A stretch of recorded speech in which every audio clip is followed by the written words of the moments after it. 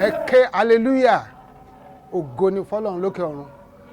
A dúpẹ́ púpọ̀ lọ́wọ́ yín pé ẹ darapọ̀ mọ́ ètò wa yìí. Nínú ètò yìí, gbogbo agbára tó bá lòdì sí àlàáfíà rẹ yóò ṣègbé ní orúkọ Jésù. Ayérayé, a dúpẹ́ lọ́wọ́ yín, a sì yìn lógo lẹ́ẹ̀kan sí fún ìrànlọ́wọ́ àti àtìlẹ́yìn ìgbà gbogbo. Olúwa ẹ gbọ́ ọpẹ́ wa. A dúpẹ́ fún àwọn tí ó ń wò wá, a dúpẹ́ fún ayé ẹnì kọ̀ọ̀kan, a dúpẹ́ fún ilé iṣẹ́ yìí náà. Olúwa ẹ gbọ́ ọpẹ́ wa, ẹ ràn wá lọ́wọ́, ẹ fún wa lóhùn ká lè máa yìn Jésù Olúwa wa. À ń kí yín níbi gbogbo tí ẹ ti ń wò wá, a kí yín káàbọ̀ sórí ètò wa yìí, wákàtí ìdáǹdè. Ẹ má gbàgbé láti àwọn bí ọ̀sẹ̀ mélòó kan sẹ́yìn àti ń gba àwọn àdúrà, mo sì gbàgbọ́ pé wàá ti ní ẹ̀rí. Mo gbàgbọ́ pé Ọlọ́run á ti fún ẹ ní ẹ̀rí, torí pé Ọlọ́run ẹ̀rí ni tí kì í sì sọ̀rọ̀ ká má bà bẹ́ẹ̀. Kí lóhun tí a fẹ́ gbéyẹ̀wò lénìí tọ́lọ́run fẹ́ kí ìwọ àti èmi ká jọ gbéyẹ̀wò? Òun la máa rí nínú ìwé Àìsáyà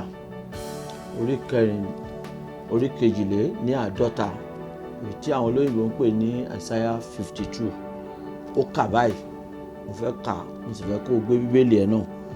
Ó ní, jí, gbé agbára rẹ wọ̀, ìwọ Síónì, gbé aṣọ ògo rẹ wọ̀, ìwọ Jerúsálẹ́mù, ìlú mímọ́, nítorí láti ìgbà yìí lọ aláìkọlà òun aláìmọ́ kì yóò wọ inú rẹ̀.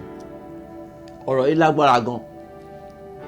Bí a bá wo ìjìnlẹ̀ ọ̀rọ̀ yìí, ó ní jí, gbé agbára wọ̀. Ó túmọ̀ sí pé ohun tí Ọlọ́run ń retí ni pé kí ìwọ àti èmi kí a ní agbára. Ìyẹn ni pé ká ní agbára Ọlọ́run. Bíbélì wí pé ẹni tó bá gbà mí gbọ́ pé a ó rí ìbùkún láyé yìí àti ní ayé tí ń bọ̀. Ṣùgbọ́n bí o ò bá ní agbára, oríṣiríṣi kan ló lè ṣẹlẹ̀. Ọlọ́run ti dá ọ gẹ́gẹ́ bí ẹni tó ní agbára. Ìdí ni Bíbélì sọ pé láti àtètèkọ́ṣe ó ní ó dá ọ̀run ayé, ó dá ohun gbogbo, ó dá ènìyàn ní àwòrán ara rẹ̀. Bàtí Jẹ́nẹ́sì orí 1 ẹsẹ̀ 26, ó ní ó fún ní agbára lórí ohun gbogbo tó dá, ẹyẹ ojú ọ̀run, ẹja inú omi, ẹranko inú ìgbẹ́. Ṣùgbọ́n nígbà tí ọ̀tá Ọlọ́run dé, ó gba agbára kúrò lọ́wọ́ ènìyàn. Oríṣiríṣi nǹkan tó yẹ kó máa rìn lábẹ́ àtẹ́lẹsẹ̀ ènìyàn, ó ń rìn ní orí ènìyàn. Bí o ò bá ní agbára tí à ń sọ̀rọ̀ èyí, wàá jẹun lójú oorun, wàá ní ìbálòpọ̀ lójú oorun. Ohun tó yẹ kó jẹ́ tiẹ̀ wọ́n á gbà lọ́wọ́ ẹ̀. Ọ̀pọ̀lọpọ̀ ló ń jẹun, ló ń ṣiṣẹ́ bí erin, ó sì ń jẹ̀jẹ̀ ìlérí. Á ṣiṣẹ́ ṣùgbọ́n kò rí èrè iṣẹ́ tó ṣe gbà, nítorí pé kò ní agbára. Agbára la fi ń jèrè, agbára la fi ń jẹ́ ènìyàn. Bí o bá ní agbára láti jẹ́ ènìyàn, wàá máa ṣiṣẹ́ ṣùgbọ́n èrè iṣẹ́ náà ò ní wá. Ó ní, jí, ìwọ Síónì, kí o gbé agbára Ọlọ́run wọ̀. Ìyẹn ni pé Síónì ti ń sùn, Síónì ti di aláìlágbára. Ìwọ ni Síónì náà. Ọlọ́run dá ẹ ní àwòrán rẹ̀, ó fi ohun gbogbo sí ọ ní ìkáwọ́. Ṣùgbọ́n bí o ò bá lo agbára yìí, ó sọ ohun tó yẹ kó o nínú. Agbára Ọlọ́run lè ṣe ohunkóhun. Ó ní kíyèsí, fún ènìyàn àwọn nǹkan wọ̀nyí ó ṣòro. Kí ni àwọn nǹkan wọn náà? Ìgbéyàwó, ayọ̀, ìlóyún, ìbímọ, ìtẹ̀síwájú, ohun rere gbogbo. Ó ní ṣùgbọ́n fún Ọlọ́run ohun gbogbo ní ṣíṣe. Ǹjẹ́ o tiẹ̀ wà nínú ipò kan tí o rí pé àìlágbára Ọlọ́run ó ń dààmú ẹ̀? O ní láti dìde, jí dìde kí o sì gbé agbára Ọlọ́run wọ̀. Àdúrà mi fún ọ lónìí, ó ní pé bí Ọlọ́run ti ń bẹ tẹ́mi ẹ̀ ń bẹ pẹ̀lú, agbára tó sọnù ní ọjọ́ ìbí ẹ, èyí tó ń dààmú ògo àti ìrìn àjò ayé ẹ, lórúkọ Jésù ó yá gbà padà. agbára tó sọnù lọ́jọ́ mẹ́jọ, èyí tí ò jẹ́ kí o rí ọ̀nà iwájú, èyí tí ò jẹ́ kó o jọ ẹgbẹ́ rẹ, tí ò jẹ́ kó o tó ẹgbẹ́, lórúkọ Bàbá, Ọmọ àti Ẹ̀mí Mímọ́, ó yá gba agbára náà padà.